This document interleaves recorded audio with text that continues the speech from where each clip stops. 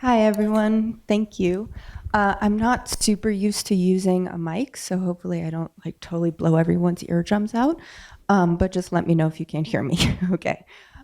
So as you can tell, a lot of my expertise is actually on coexistence work in the West on public lands, both in the US and Canada. But what I'm going to be talking about today is actually incorporating caution into science-based management and how we can do that by using science even when the science is uncertain.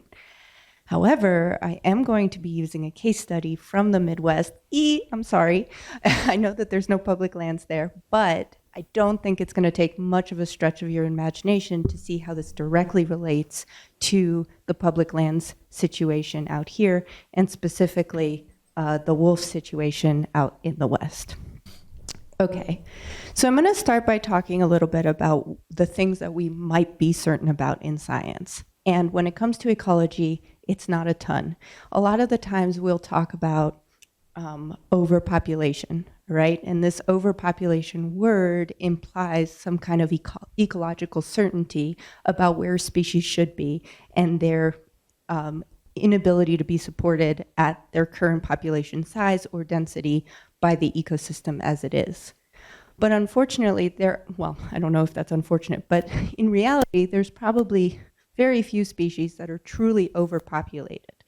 The few that probably are usually ungulates or domestic species, certainly, as Bob was talking about, livestock on public lands, right? Or white-tailed deer in the Northeast and Midwest, certainly probably overpopulated, right?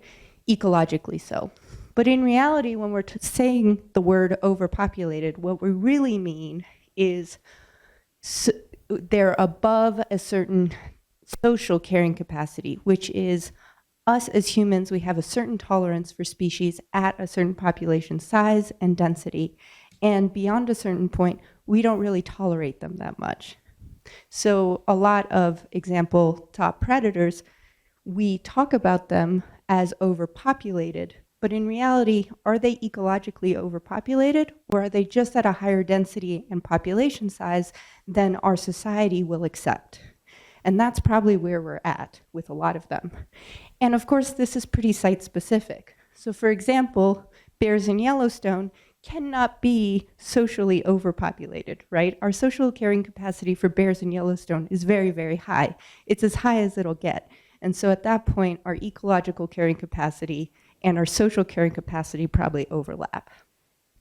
But bears on a playground, not so much. We probably have very, very low tolerance for these bears being here.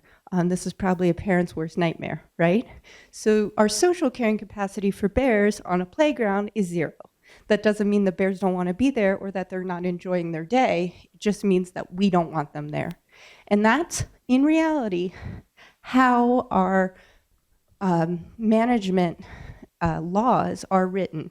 They're based on social tolerance for certain outcomes, and our laws are written according to that tolerance, not necessarily according to the best science that we have. Should they be? That's probably a different discussion. But today I'm going to be talking about, within this system that exists right now, how can science best ensure that the laws that we've written and the thresholds that we've set through these laws are enacted appropriately without bias. And science can help us do that even when the science is uncertain. So I just want to kind of lay this out here and just say that our laws that we've written for natural resource management, many of them have the mandate to create conservation and conserve certain areas. And within that, we say that we want to be cautious about the actions that we're taking, right? And scientifically, we can be cautious. This is how you can be scientifically cautious, is to be very transparent about your reporting. That's both state agencies, federal agencies, researchers from universities, etc. And to always assume that your actions are going to create the worst case scenario. If we can do these two things by using science, then we can ensure that our management actions don't have outsized impacts. Okay, so today I'm going to be talking about a certain case study from Wisconsin, and it's about wolves. And it's about wolf management, a particular example of wolf management in 2021. And if you are familiar with wolf management in the West, you will see direct parallels to what is going on, particularly in Idaho and Montana right now with wolf management. Okay, so even though this is in the Midwest, not on public lands, it certainly has direct parallels. So I'm just going to lay out real quick the background of what was going on here. So this is the wolf range in the Midwest, in case you're not familiar with kind of what that looks like. So most of Wisconsin is wolf range at the moment, okay?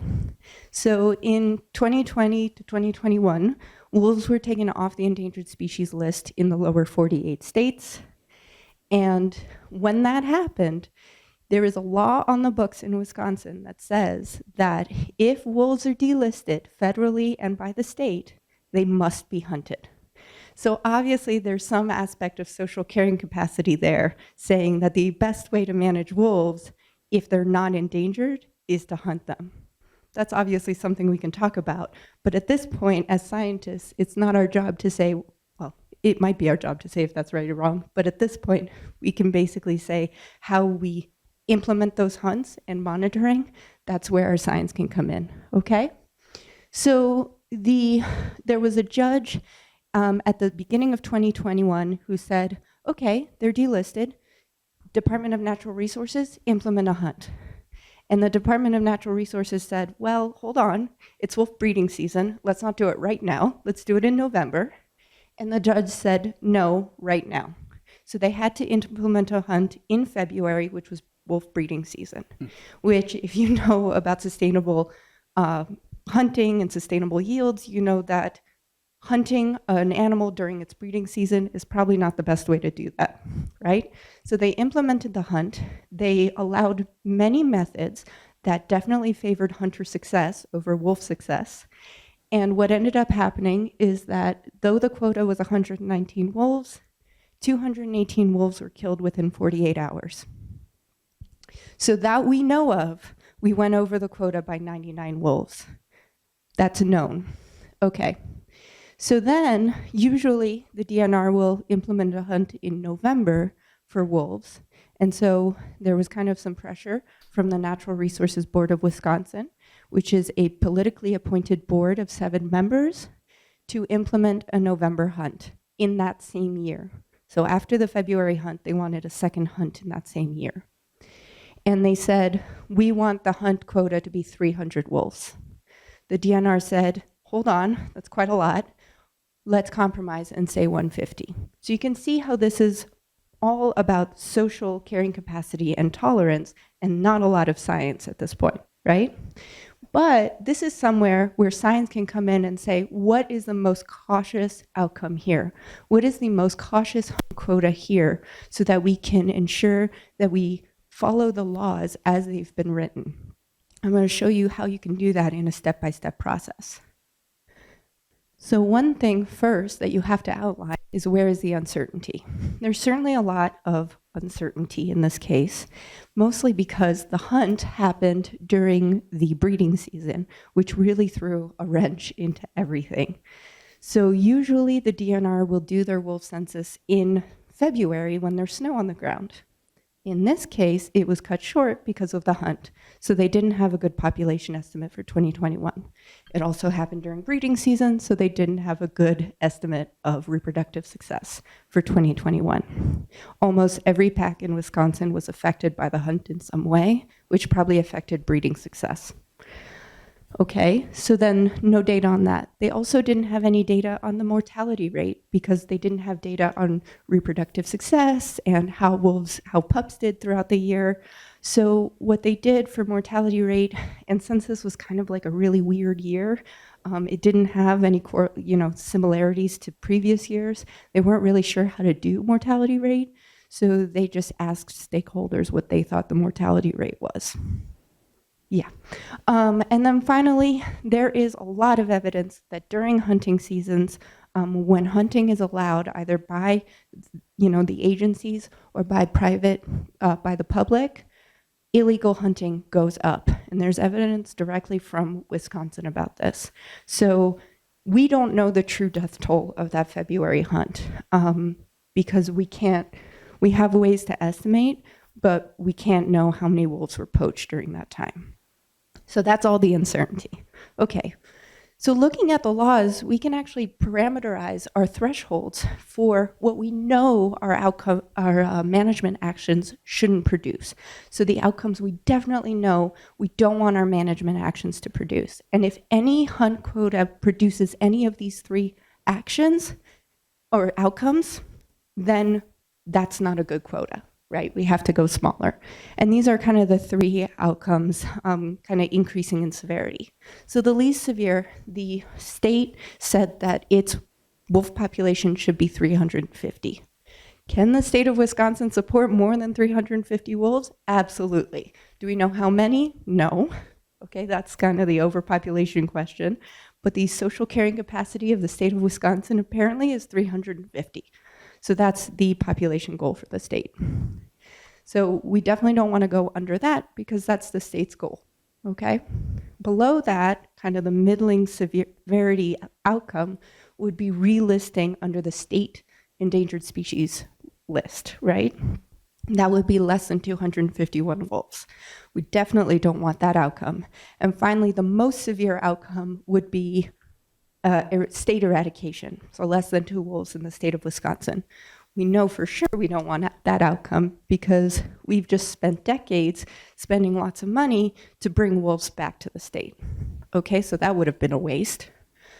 So these are the three thresholds based on the laws that we can parameterize and say, all right, if our quotas basically create any of these outcomes, they are not good quotas. Okay, so you can do this. Now, you don't need to understand all of this. My point in showing you this is that, we can create population models that don't have to be incredibly complex, and that basically have these three basic inputs: current population size, reproduction, mortality.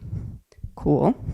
Unfortunately, all of these areas in red are areas where we have uncertainty or no information for 2021. But that's okay, because as Bob showed you, we have a lot of research on wolves and all sorts of things. We have a ton of literature that we can comb through and examples that we can look at to create possible ranges which we can test. And that's what we did. We looked at all of the likely scenarios for what these numbers could have been. And then we created possible ranges for all of these inputs, and we ran those through the models, and we iterated many, many, many times to look at the hunt quotas and look at possible hunt quotas and their outcomes. You can do that, and it doesn't have to be insanely complex, and that's where science can be helpful. And this is what we got. Now, this graph is admittedly a little bit confusing, so I'm going to explain it, and then it should make sense. Okay, so on the x-axis, we've got the state wolf population, and on the y-axis, we've got the frequency distribution. In other words, how likely an outcome is, all right? So, and then these bars here are our three thresholds. And each of those bell curves is a different wolf quota. So essentially what we're looking at here is if we have a quota, how likely are we to cross a certain threshold? So let's go with the most severe and the biggest quota. So the biggest quota is 300 wolves. That was what the Natural Resources Board said they wanted the wolf quota to be for November. If the quota is 300, we will for sure have to relist wolves on the state endangered species list. Absolutely. And though the likelihood is small, we might end up with state eradication of wolves. So we know that a quota of 300 is not cautious and probably not a good idea. Now, the DNR quota of 150, which was their compromise number, that's the gray bell curve there. And we see that, about 80% chance that we would go under the population goal of 350 wolves, and almost a 50% chance that we would have to relist wolves under the state endangered species list. So again, it might not be as severe, but it's probably not the most cautious course of action. And finally, we looked at a quota of 0. Essentially, if we don't hunt wolves in November, what's likely to happen? And there's still a possibility that we would go under the population goal for Wisconsin. So the most cautious course of action is no wolf hunt. And we can say that with certainty, using science, even when there's uncertainty in the science, because the law states what they want the population to be, and they state that they want it to be cautious. So this is my last slide, and it's just basically to say that with transparency in our reporting, we can operationalize our precautions and have cautious outcomes with our management actions. And if we don't do that, then we open the door for people to make their decisions based on their own personal values and biases. And that's dangerous, and it's a lot of what we're seeing in natural resource management today. Okay, thank you. You can hand that to Dave.